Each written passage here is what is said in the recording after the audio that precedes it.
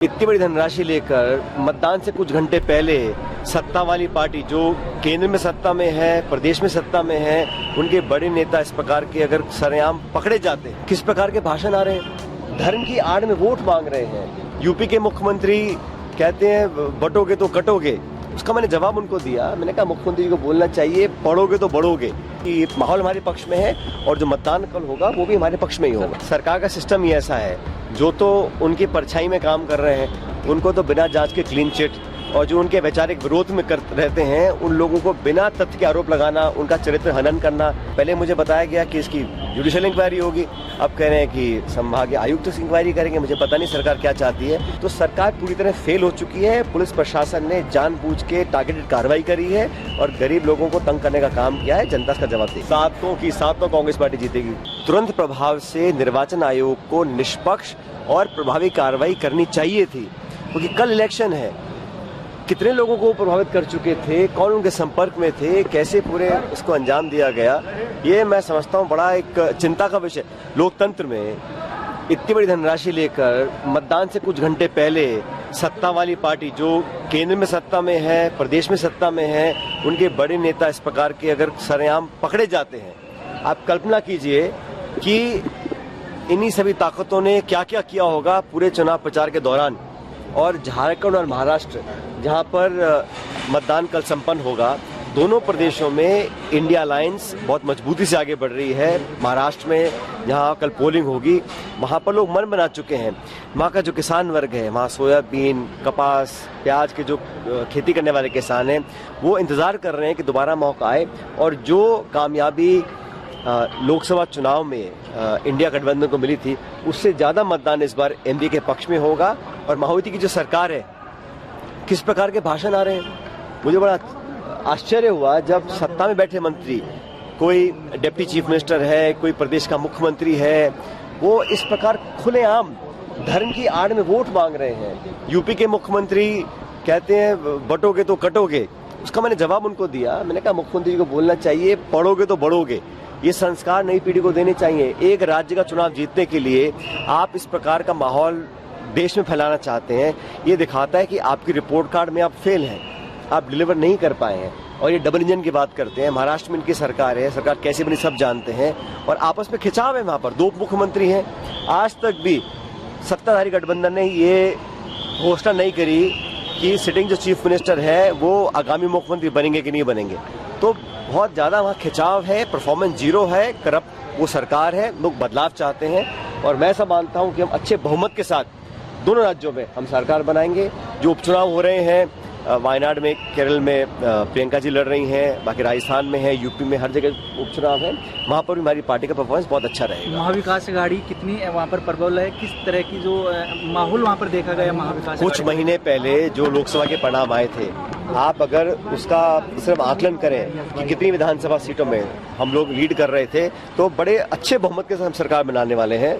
महाविकास आघाड़ी का हमारा जो 5 गारंटी हैं, हम लोगों ने जो एजेंडा रखा है, जो हमारे उम्मीदवार हैं, जो हमारा कैंपेन रहा, और जिस प्रभावी तरीके से राहुल गांधी जी ने, प्रियंका जी ने रोड शोज किए, जो भीड़ आई थी, मुझे देखकर तो ये मैं आसानी से कह सकता हूं कि माहौल हमारे पक्ष में है और जो मतदान कल होगा वो भी हमारे पक्ष में ही होगा। चुनाव को लेकर भाजपा के प्रदेश अध्यक्ष ने आज कहा है कि महात्मा गांधी और नेहरू ने देश को तोड़ने का काम किया। ये तो कोई शोभा नहीं देता।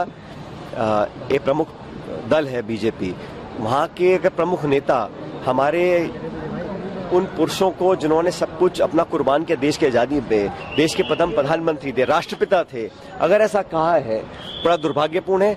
तुरंत उनको माफी मांगनी चाहिए। मैं तो बल्कि कहता हूं इसमें जो भाजपा का शीर्ष नेतृत्व है उनको माफी मांगनी चाहिए। अगर भाजपा के किसी भी व्यक्ति या नेता ने महात्मा गांधी या हमारे राष्ट्रपिता महात्मा गांधी या नेहरू जी के खिलाफ ऐसी बात की है, ये शोभा नहीं देता। और पूर्वजों को गाली देना कोई नई बात नहीं है, लेकिन थोड़ा बहुत इतिहास को सम्मान देना चाहिए। और वर्तमान की अपनी फ्रस्ट्रेशन और भड़ास निकालने के लिए आप पिछले युग के जो स्वतंत्रता सेनानी थे, जो फ्रीडम फाइटर्स थे, उनको बुरा भला कहना अगर कहा है तो बड़ा गलत है। बीजेपी के प्रदेश प्रभारी राधा मोहन अग्रवाल क्लीन चिट दे रहे हैं विनोद तावड़े को, कह रहे हैं कि बोले राष्ट्रीय महामंत्री का भी पैसे लेकर के थोड़ी जाता है, बोले मैं भी हूँ। मुझे पता नहीं कि कौन किसको क्लीन चिट दे रहा है, लेकिन ये सरकार का सिस्टम ही ऐसा है, जो तो उनकी परछाई में काम कर रहे हैं उनको तो बिना जांच के क्लीन चिट, और जो उनके वैचारिक विरोध में रहते हैं उन लोगों को बिना तथ्य के आरोप लगाना, उनका चरित्र हनन करना, ये तो आम सी बात है। लेकिन देश सब देख रहा है, महाराष्ट्र की जनता देख रही है, और मैं उम्मीद करता हूं कि इस देश का निर्वाचन आयोग भी देख रहा होगा,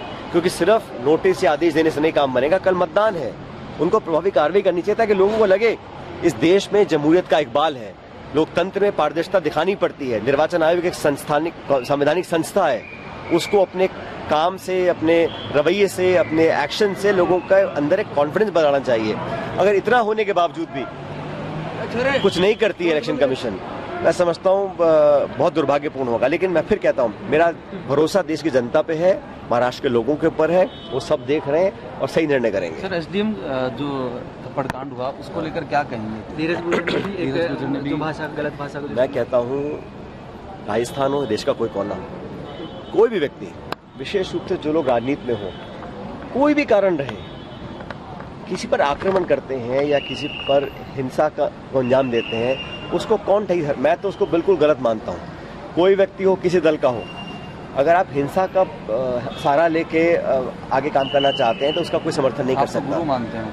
मैं कह रहा हूँ दोबारा आपको, कोई व्यक्ति हो अगर हिंसा का सहारा लेते हैं, उसका मैं खंडन करता हूँ। उसको कभी हम इस समाज में टॉलरेट नहीं किया जा सकता। लेकिन ये लागू होता है सरकार के ऊपर भी। सरकार, प्रशासन, पुलिस ने गांव में घुस के जो हालात वहाँ किए हैं, बच्चे, बूढ़े, महिलाओं को पीटा, रात के अंधेरे में जाकर गोलियां बरसाई हैं, आंसू गैस के गोले छोड़े हैं।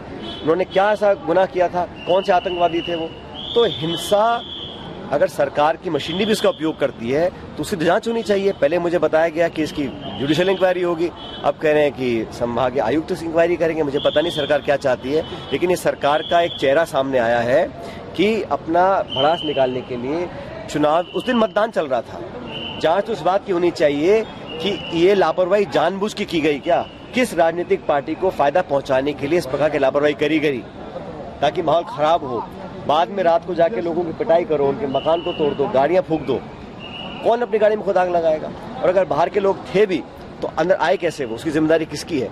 तो सरकार पूरी तरह फेल हो चुकी है। पुलिस प्रशासन ने जानबूझ के टारगेटेड कार्रवाई करी है और गरीब लोगों को तंग करने का काम किया है। जनता इसका जवाब देगी। पायलट साहब, आपको क्या लगता है किस स्तर की जांच होना चाहिए? क्योंकि सरकार ने तो संभागीय आयुक्त के स्तर की नहीं, आप मुझे बताओ, सरकारी कर्मचारी की जांच अगर सरकार करेगी तो उसमें क्या तथ्य निकल कर सामने आएंगे? जो पहले मांग उठी थी, मुझे मालूम नहीं है, मैं कहा सरकार के मंत्रियों ने कहा था पहले कि जुडिशियल जांच होनी चाहिए। पुलिस प्रशासन, पॉलिटिकल, कोई भी व्यक्ति हो, अगर अधिकारी का बड़ा अधिकारी जांच करेगा तो मैं आज ही बता रहा हूं आपको, कुछ निकल के नहीं आएगा उसके अंदर। अगर हमें तथ्य तक पहुंचना है तो जुडिशियल इंक्वायरी जरूरी है। प्रदेश की 7 सीटों पर जो उपचुनाव हुए, किस तरह के परिणाम देखें? 7 की 7 कांग्रेस पार्टी जीतेगी। ठीक है।